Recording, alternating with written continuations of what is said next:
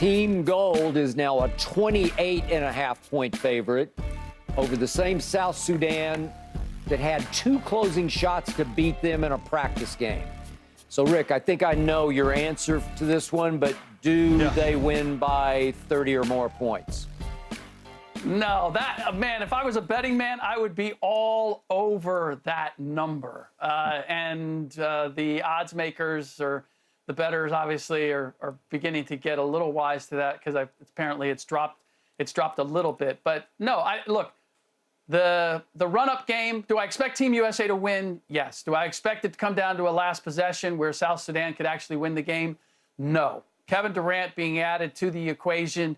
Now, if it comes down to a last possession situation or fourth quarter, you have that extra ammo, that extra score to take advantage of. I believe that will be the difference. But I don't think it was any accident that South Sudan wasn't just a surprise, but they stayed with Team USA. They have the athleticism to make three-point shooting in particular and attacking the rim difficult. They can stay in front of us. I talked about the lack of or the familiarity. When Gabriel played with LeBron James. So they were teammates. Royal Ivy to me is the X factor or secret weapon as the head coach of South Sudan. Guy who's now with the Houston Rockets, was with the Brooklyn Nets, was there with KD. He knows these guys. So there's no intimidation factor. And I think what surprises me the most is that South Sudan plays an NBA-style game because they have a lot of guys with NBA experience, and they can match our athleticism. And more than anything, that has always been the trump card for Team USA, is that the depth and the athleticism is what puts Team USA over against most international competition. South Sudan takes that advantage away. So, do I expect Team USA to win? Yes. Do I expect it to be a blowout on the level of Serbia? Absolutely not. Now, the ugly American's going to speak. Okay. They're getting ready to boat race this team. Okay, I understand that the game took LeBron James a layup in the end to win the game and all those sort of things. Many times professional athletes look at teams that they're not familiar with in certain situations, and they kind of just say, oh, well, whatever, we should be able to beat them. And they just roll out there, and then all of a sudden there's a shock to the system, Rick and Skip. And then once you learn that shock to the system and you try to erase that, but the deficit is such that you close the gap and you still stuck in neutral. You go back, you self-evaluate, you look at the film, you do the scouting. The coach decides a different rotation than he did in a practice game. It's all different than it was a week or so ago. I understand that we think because Luol Deng's over there and it's former NBA players or NBA players that get a little taste here and there, that it's the same. I don't see it that way. I think this team realizes, and understands with these veteran players, there's no way they're going to shoot, 7 to 28 from 3. They're not going to shoot 7 to 28 from 3. We're not going to do that. No. Well, they made 18 against Serbia. Yeah, exactly. So we're not going to do that. I'm feeling more closer to the 18, Skip, than I am the 7. And I understand 30 points is a lot. There's no question about it. But I can almost to a fault guarantee you, Rick and Skip, that they're going to wind up running away with this game, and we'll all be sitting here on Friday saying, well, we didn't really expect that. At least y'all will, because that's not the way I feel. If LeBron James is truly chasing Michael Jordan and Kevin Durant truly is chasing LeBron James to get the MVP, do you honestly think that they're going to sleepwalk on a team that they barely escaped from? They're not going to do that. You think Steve Kerr wants that on his record?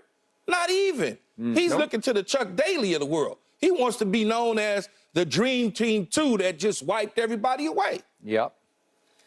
Okay, so Rick, I must admit publicly, for once, I'm leaning Keyshawn on this one. Forgive me, but I think Team USA was incredibly fortunate, was blessed to have a weirdly, randomly scheduled practice game against South Sudan. because without that practice game, I think we would be in some jeopardy today because we might be privately scoffing and laughing at whoever the hell South Sudan is, just the way Paul Pierce and to a certain extent Keyshawn did, so did I, on the Friday before that Saturday practice game. We all sat up here and said, South Sudan? Is there an East Sudan or a West Sudan? We didn't know anything. And we didn't recognize any of the names except Wenyan Gabriel, who did once upon a time play for the Lakers, and he actually started 8 games for your Lakers. So at least we thought about him a little bit.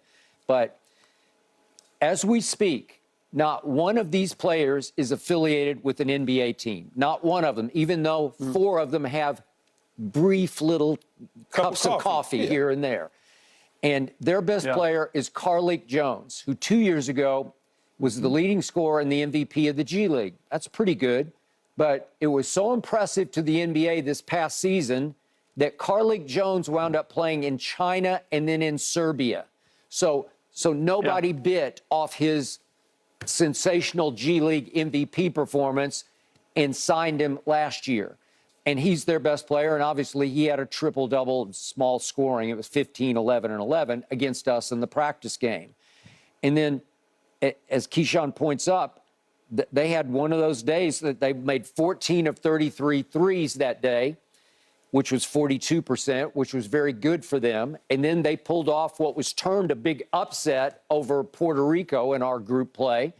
And so here they sit, but I think they have our attention now. And I'm pretty sure that our guys are going to take this very seriously. And I do think they're on some mission to show that they're the greatest USA team ever, including the Dream Team. And so it's a way to make a statement against a team that embarrassed you, even though we held on to win. Carlik Jones had a shot that AD changed dramatically when he played center field on the play, because you can in international play. But the point is, I just think we're going to come out readier than ever. And if Kevin Durant, Rick, if you're right, and he keeps doing what Kevin Durant does, well, obviously he didn't play in the practice game. It's going to tilt the playing field way in our direction. And I know Paul, who had scoffed at South Sudan, then apologized to South Sudan. Then he actually gave me, he took South Sudan plus 20 in this game. So I went ahead and said, I think we could win by 22 in this game. And I could be dead wrong about that. I don't have great conviction. But to your point, the bettors are slowly betting the spread down. I think it opened at over 30, and now it's down to 28.5. So is it a sucker bet? Maybe. Go ahead.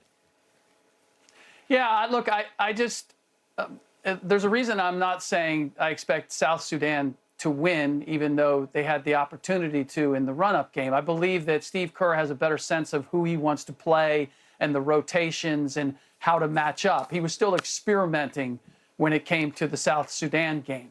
But there's no getting away from the size and athleticism that South Sudan has, and that we have weaknesses defensively when it comes to matchups. Like, Steph Curry can be exploited. He was exploited against Serbia. So can you play him? Devin Booker did not play well defensively against South Sudan, overmatched athletically. Even LeBron James is going to have to play great defense because they've got 5 guys who can come at you with size and athleticism. So do I believe that Team USA should win and that it's not going to come down to a last possession or two? Yeah, that's what I expect. I in no way believe that Team USA is going to be able to run away with it, because I don't believe it was an accident that South Sudan did what they did in that run-up game. It's Team USA's game to lose. But what South Sudan has that negates a lot of the strengths that we rely on, because we just don't have the chemistry. We don't have the time to develop that cohesion. South Sudan takes those away. They take away some of the strongest things that we rely on because of those. And that's why I still think it's going to be a game worth watching from the first to the fourth quarter. Yeah, it will be. And you know what the score will be? You know what U.S. will win at the end by, Rick? Right now, it's right now it's 28.5-point favorite. I'm adding a 5 onto that. Do the math, and that's what it's going to end up with. Okay. Wow. Wow. That's what it's going to be. I'm just telling you. They getting ready to bust. Look, I know how athletes think, and I know how I thought. And I would think these athletes, these LeBron Jameses, the Currys, the Durants, the Bookers, all the guys that we know, and Ant-Man, they think like me when they challenged. And when you challenge these type of guys, they have no remorse for you. They're going to try to put their foot on their neck so they can quiet the Ricks and the Skips in the world down and bring that noise down about, the international people have caught up to us. Skip just mentioned, there's not one guy that we can point to that is in the NBA right now. Doesn't really mean a whole lot because international basketball, obviously, a lot of guys elect not to go to the NBA to stay overseas to play because it's just a lifestyle. It's a different deal. So I understand that part. But there's something to be said about the experience at a high level playing in the NBA. Yeah. These other teams that are international, whether it's Canada or France or even Serbia to a degree, or even Greece, all of their top line players are high